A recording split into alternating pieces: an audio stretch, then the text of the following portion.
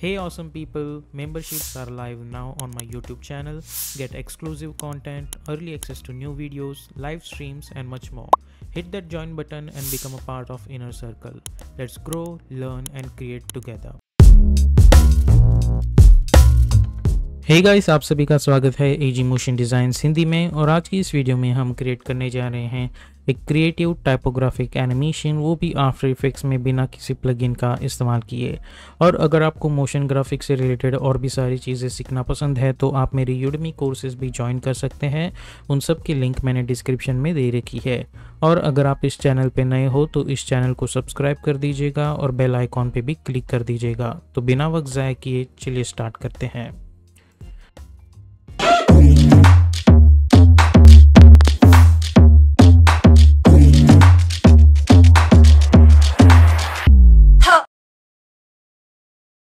तो अभी हम आ चुके हैं एडोबी आफ्टर इफेक्ट्स में। सबसे पहले हम जाएंगे न्यू कंपोजिशन और मैं यहाँ पे प्रेस करूँगा मेन एनिमेशन। उसके बाद हम विड्थ रखेंगे 1920, हाइट 180, फ्रेम रेट 30 और ड्यूरेशन रखेंगे 1 मिनट और बैकग्राउंड कलर रखेंगे वाइट और ओके पे क्लिक करेंगे। उसके बाद हम जाएंगे choose grid and guide option में और टाइटल से फैक्शन पे क्लिक करेंगे। अब मैं कंट्रोल एन प्रेस करूँगा और इसे मैं नाम दे दूँगा स्ट्रिप। और यहाँ पे विड्थ जो है वो मैं रखूँगा अराउंड 1400 और हाइट है जो मैं रखूँगा 150।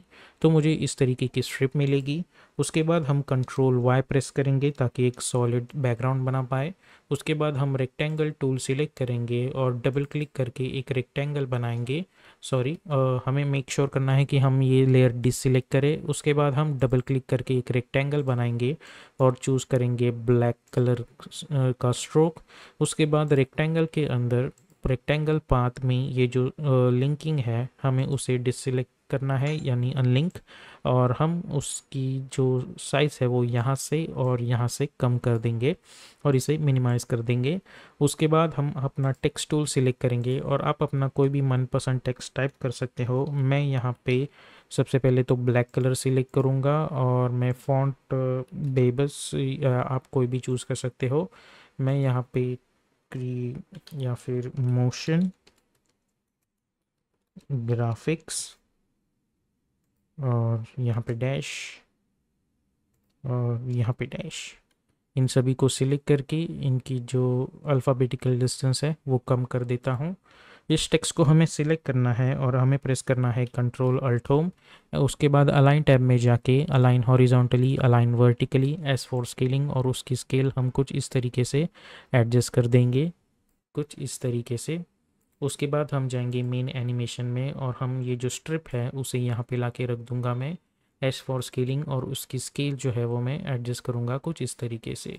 उसके बाद हमें इसे सिलेक्ट करना है, आर फॉर रोटेशन, एक की फ्रेम थोड़ा आगे जाके मैं अराउंड 1.10 फ्रेम्स पे जाऊँगा और इसकी वैल्यू जो है वो मैं कर दूँगा 10 इसे। But before that let's go to the start.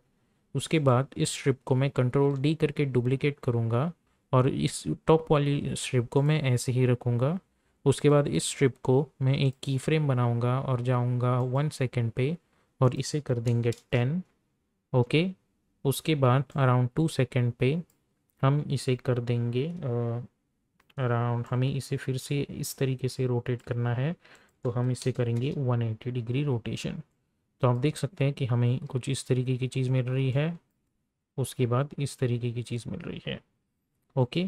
अब इसे सिलेक्ट करो। हमें इन की फ्रेम्स को सिलेक्ट करना है और F9 पे क्लिक करना है। उसके बाद जाना है ग्राफ एडिटर पे, इसे सिलेक्ट करो, शिफ्ट होल्ड करके इसे यहाँ पे लेके आओ और इसे यहाँ पे लेके आओ। तो अब जब आप ये एनिमेशन देखोगे तो आपको कुछ इस तरीके की चीज़ मिल रही होगी। ओके। तो उसके बाद हमें इसी को सिलेक्ट करना है और इन की फ्रेम्स को मैं अल्ट होल्ड करके अराउंड कुछ इस तरीके से 4 सेकंड तक लेके आता हूँ ताकि मुझे कुछ इस तरीके का एनिमेशन मिल जाए। अब उसके बाद मैं इसी स्ट्रिप को कंट्रोल डी करके डुप्लीकेट करूँगा और इसे कर दूँगा 20। इसी को कंट्रोल डी करो और इसे कर दो 30। इसे भी कंट्रोल डी, इसे कर दो 40। इसे कंट्रोल डी करेंगे, इसे कर देंगे 50। इसे कंट्रोल डी करेंगे, इसे कर देंगे 60। Control D 70, control D 80, control D 90, control D 100, control D 120, sorry 110, control D इसे कर दो 120, control D 130, control D 140, control D 150, control D 160, control D इसे कर देंगे 170 और कुछ इस तरीके से आप देखोगे तो हमें ये एनिमेशन कुछ इस तरीके का दिख रहा होगा। अब इन्हीं के साथ साथ मैं चाहूँगा कि यहाँ इस एनिमेशंस पे थोड़ी ड्रॉप शेडो हो, तो मैं क्या करूँगा, मैं ये जो फर्स्ट लेयर है इसे सिलेक्ट करूँगा, मैं जाऊँगा इफेक्ट एंड प्रीसेट्स पैनल में और मैं अप्लाई करूँगा drop shadow effect and double click to apply. अब इसकी जो डिस्टेंस है वो हम करेंगे 40, सॉफ्टनेस करेंगे 400 और ओपेसिटी करेंगे 20। अब इस ड्रॉप शेडो को कंट्रोल सी करेंगे और इन सभी लेयर्स पे कंट्रोल वी करके पेस्ट कर देंगे। और अब जब आप इस एनिमेशन को देखोगे तो हमें कुछ इस तरीके की चीज़ मिल रही होगी, बट आप देख सकते हैं कि ये चीज़ थोड़ी सी वियर्ड लग रही है। तो इस पे ऊपर एक सॉल्यूशन है कि आप खाली ये जो ऊपर वाली लेयर है उसी को ड्रॉप शेडो अप्लाई कीजिए और बाकी की जो स्ट्रिप्स है उनमें हम एक चेंज करेंगे। सबसे पहले right click, reveal layer in source project, इस स्ट्रिप को कंट्रोल डी करके डुप्लीकेट करेंगे और ऊपर वाली छोड़ के नीचे जो सभी लेयर्स है उनको अल्ट होल्ड करके हमें इन्हें कर देना है रिप्लेस। ओके, तो अब ये अलग स्ट्रिप्स बन चुकी है। अब हमें जाना है इनके अंदर। ओके, उसके बाद ये जो वाइट सॉलिड है हमें इफेक्ट एंड प्रीसेट्स पैनल में जाके अप्लाई करना है रैंप इफेक्ट, यानी कि ग्रेडियंट रैंप। इस पर डबल क्लिक करके अप्लाई करो और इसे स्वैप कर दो और ये जो ऊपर वाली लेयर है ये जो एंकर पॉइंट इसे नीचे लेके आओ कुछ इस तरीके से। तो अब जब आप देखोगे तो हमें कुछ इस तरीके की चीज़ मिल रही होगी। अब हमें ये चीज़ आप देखोगे तो आप देख सकते हैं कि हमें यहाँ से थोड़ा सा ग्रेडियंट मिल रहा होगा। अगर मैं इसे प्ले करता हूँ तो आप देख सकते हैं कुछ इस तरीके की चीज़ यहाँ पे मुझे मिल रही है। लेकिन मैं क्या करूँगा, हम एक और चीज़ कर सकते हैं। इस ग्रेडियंट रैंप की जगह मैं इसे डिलीट करता हूँ। सबसे पहले मैं अपना जो रेक्टेंगल टूल है उसे सिलेक्ट करूँगा और डबल क्लिक करके रेक्टेंगल बना दूँगा और स्ट्रोक वेट रखूँगा 15। इफेक्ट एंड प्रीसेट्स पैनल में हम अप्लाई करेंगे गॉसियन ब्लर और डबल क्लिक करके अप्लाई करो और इसकी ब्लरीनेस हम बढ़ा देंगे। उसके साथ ये रेक्टेंगल टूल में जाके रेक्टेंगल पाथ में इसे अनलिंक करो और इसकी साइज़ जो है वो यहाँ से बढ़ा दो। तो आप देख सकते हैं इनके कॉर्नर्स में हमें एक तरीके की शैडो मिल चुकी है। और अब जब आप देखोगे तो हमें कुछ इस तरीके का रिवीलिंग लुक यहाँ पे देखने को मिल रहा होगा। ठीक है, तो आप इस तरीके से ये चीज़ बना सकते हो। अब हमें देखना है कि ये एनिमेशन जो है वो 4 सेकंड पे लूपेबल है। तो अब मैं क्या करूँगा, इन सभी को सिलेक्ट करूँगा, पेज डाउन बटन में 2 to 3 टाइम्स दबाऊँगा, आप अपने हिसाब से मैं 2 टाइम्स दबाता हूँ। इन सभी को सिलेक्ट करके शिफ्ट होल्ड करके मैं नीचे वाली लेयर सिलेक्ट करूँगा। उसके बाद मैं प्रेस करूँगा alt close square bracket to trim. आप इसे प्रॉपरली यहाँ तक ट्रिम कीजिए। उसके बाद right click, key frame assistance, sequence layers, hit okay. उसके बाद हमें इसकी ड्यूरेशन है वो बढ़ा देनी है। तो अब जब मैं ये एनिमेशन देखता हूँ तो आप देख सकते हैं हमें कुछ इस तरीके की एनिमेशन यहाँ पे देखने को मिल रही होगी। उसके बाद अगर आप कंट्रोल Z करोगे और आप नीचे चाहिए तो आप नीचे वाली लेयर्स पहले पकड़ो, शिफ्ट होल्ड करके ऊपर वाली, right click, key frame assistance, sequence layers, hit okay और उसके बाद इसे इस तरीके से बढ़ा दो। तो उससे होगा ये कि ये लेयर्स पहले एनिमेट हो जाएंगी और उसके बाद ये लेयर्स एनिमेट हो जाएंगी। तो मुझे ये वाली चीज़ अच्छी लग रही है। तो यहाँ पे मुझे पता है कि मेरा एनिमेशन एंड हो रहा है। तो इन सभी को सिलेक्ट करके मैं प्रेस करूँगा कंट्रोल शिफ्ट सी और नाम दे दूँगा स्ट्रिप और ओके पे क्लिक करूँगा। उसके अंदर चले जाएंगे हम लोग, एन प्रेस करेंगे, right click, trim come to work area. तो ये ऑप्शन यहाँ तक ही आ जाएगा हमें कि हमारी लेयर यहीं तक है, उसके बाद नहीं। और एंड में जाके मैं क्या करूँगा, आप ओ प्रेस कीजिए ताकि आप प्रॉपरली इसके एंड में जाए।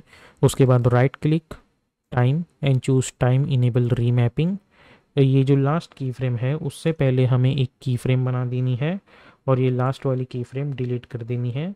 अल्ट क्लिक करके आप इस पर क्लिक करो, लूप आउट एक्सप्रेशन, और अब एंटर प्रेस करो। तो इसके बाद भी ये एनिमेशन ऐसे ही चल रहा होगा। उसके बाद हमें ये लेयर कंट्रोल डी करके डुप्लीकेट करूँगा और इसे यहाँ से यहाँ तक लेके आऊँगा मैं, या फिर इसे यहाँ पे रख देता हूँ मैं कुछ इस तरीके से। सिमिलरली इसे कंट्रोल डी करके डुप्लीकेट, इसे यहाँ से यहाँ पे रख दो। आप देख सकते हैं कि मैं इन्हें प्रॉपरली इस ये जो हमारी लाइन है ग्रिड वाली उनसे मैं चिपका के रख रहा हूँ इन तीनों लेयर्स को। ठीक है, आपको प्रॉपरली इसे चिपकाना है कुछ इस तरीके से। उसके बाद इन स्ट्रिप्स को कंट्रोल डी करके डुप्लीकेट करो और टॉप पे लेके आओ। But before that let's delete this. हमें क्या करना है कि हमें यहाँ पे अल्टरनेशंस चाहिए, तो मैं इसे यहाँ पे ला के रख देता हूँ और इसे यहाँ पे, और इन सभी को सिलेक्ट करके इन तीनों को यहाँ पे ला के रख देता हूँ। ठीक है, तो आप देख सकते हैं हमें कुछ इस तरीके से यहाँ पे चीज़ मिल जाएगी। और मैं यू प्रेस करूँगा और मुझे पता है कि इस पॉइंट पे ये एनिमेशन लूपेबल होगा, और अगर मैं यहाँ पे एन प्रेस करूँगा तो आप देख सकते हैं कि ये मुझे एक कंटिन्यूस लूपेबल फॉर्मेट में मिल रहा है। अब हम यहाँ पे क्या कर सकते हैं कि मैं स्टार्ट में जाऊँगा, इन सभी को सिलेक्ट करूँगा और प्रेस करूँगा कंट्रोल डी टू डुप्लीकेट, और इन सभी को टॉप पे लेके आऊँगा कुछ इस तरीके से। उसके बाद राइट क्लिक न्यू और एक नल ऑब्जेक्ट बना दूंगा, और निचली वाली जो लेयर्स है उनको मैं टॉप वाली लेयर्स पे पेरेंट कर दूंगा इस नल ऑब्जेक्ट से। इस नल ऑब्जेक्ट को सिलेक्ट करो, पी फॉर पोजीशन, एक की फ्रेम यहाँ पे बना दो, और एंड में मैं क्या करूँगा, ये जो नल ऑब्जेक्ट है उसे हमें यहाँ से यहाँ तक लेके आना है totally out of this box कुछ इस तरीके से। अराउंड आप यहाँ से यहाँ तक लेके आ सकते हैं।